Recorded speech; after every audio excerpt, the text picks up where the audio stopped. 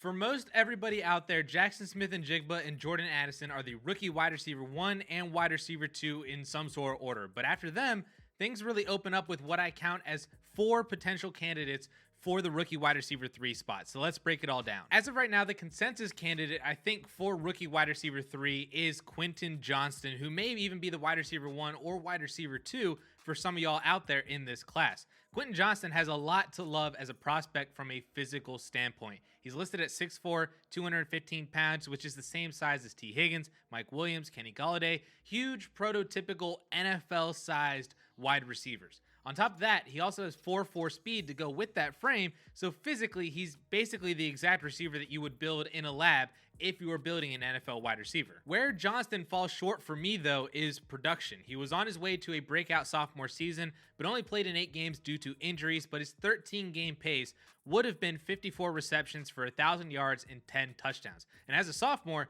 that's great production. If he would have stayed healthy and he was able to build on that in 22, he would solidify his position as an elite receiver in this class. Except he didn't really do that. He played in 13 of TCU's 14 games this year and produced 60 receptions for 1,069 yards and 6 touchdowns. And if that sounds like a familiar stat line, it's because it's almost exactly what he was pacing to do in 2021. There was no improvement at all, and you could argue that it was a decline in production since TCU went from 5-7 in 2021 to the national championship game in 2022. The whole team was immensely better, yet Johnston didn't have any larger of a role in that improvement. For a player of his size, speed, and honestly name value as a prospect, I would expect better production in his college career. But that matches with what we're hearing about his tape is that for a player of his size and speed, he's below average at winning contested catches. He's not physical enough to win routes or when blocking either. His route tree was extremely limited as well, which either means he doesn't have that skill set for an expanded route tree or TCU didn't use him in that way. But either way, it's not really a positive when you're looking at him as a prospect. And then because of all of that, early rumors are circulating that Johnston's draft stock is falling and potentially falling out of round 1. Matt Miller talked about how he doesn't view Johnston as a top 15 pick, and there will be conversations about him after a horrible championship game. Ryan McDowell shared an early mock draft from Daniel Jeremiah, who had Johnston fall to day 2, just like he had Malik Willis falling hard last year compared to everyone else's valuation. It's not a given that Johnston is a first-round player like Jackson Smith-Njigba or even Jordan Addison at this point. If he does fall to day 2, his range of outcomes falls closer to guys like Nico Collins, Miles Boykin, than it does Mike Williams or DK Metcalf at the super high end. Maybe he's Kenny Golladay, but Golladay was a late-round rookie pick and only really had 1 season of elite production in year 3 in the NFL before flaming out to the player that he is now.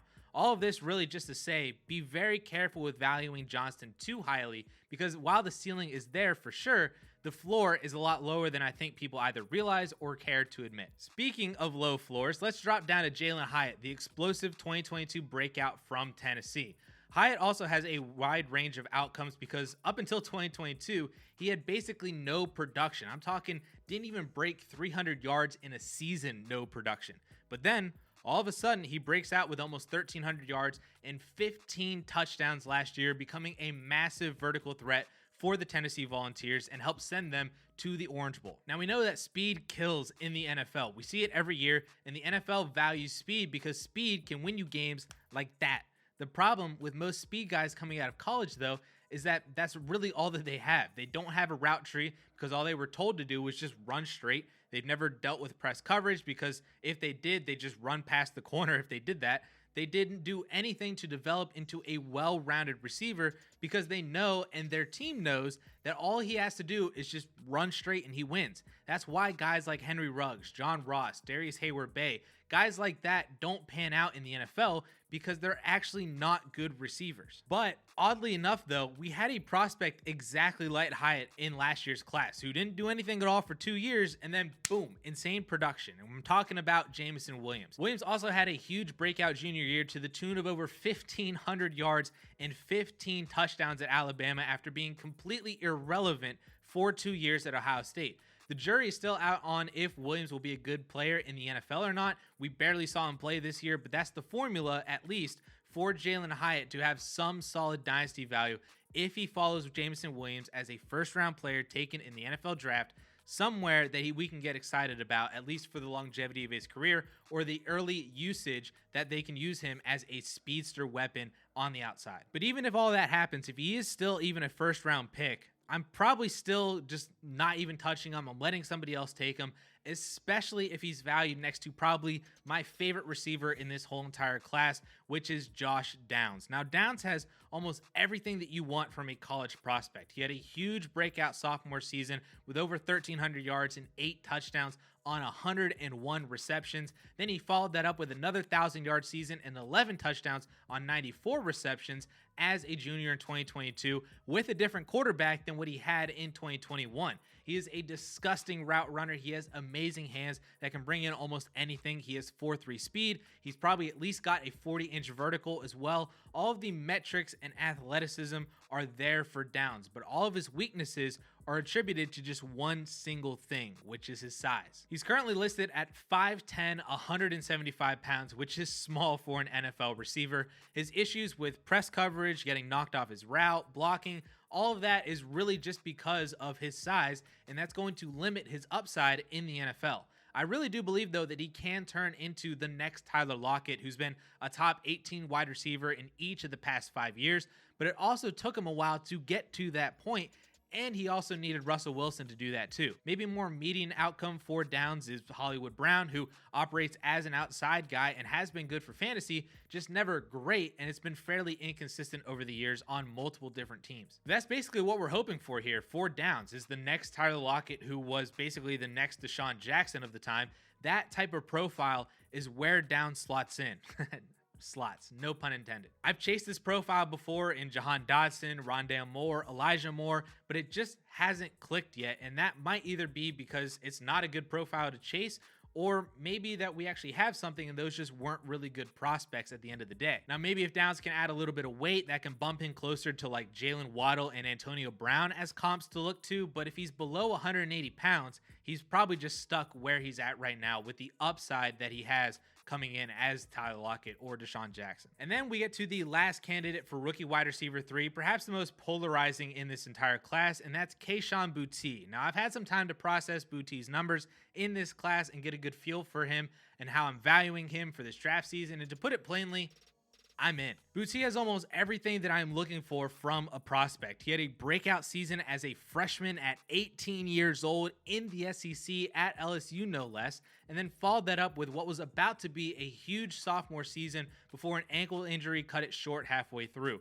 But in the 6 games that he played in 2021, Boutte put up 509 yards and 9 touchdowns on 38 receptions, which over a full 13-game season is 1,100 yards and 19 touchdowns on over 80 receptions. And if you're playing the injury game with Quentin Johnston's sophomore year, you have to do the same with Boutte's, who is actually on pace for a better season than Johnston too, with a 40% dominator rating in the games that he played. But then 2022 happened and he had a rough season just entirely. 538 yards and 2 touchdowns in 11 games played. Basically the same, if not worse, production than he had in year 1 and in year 2.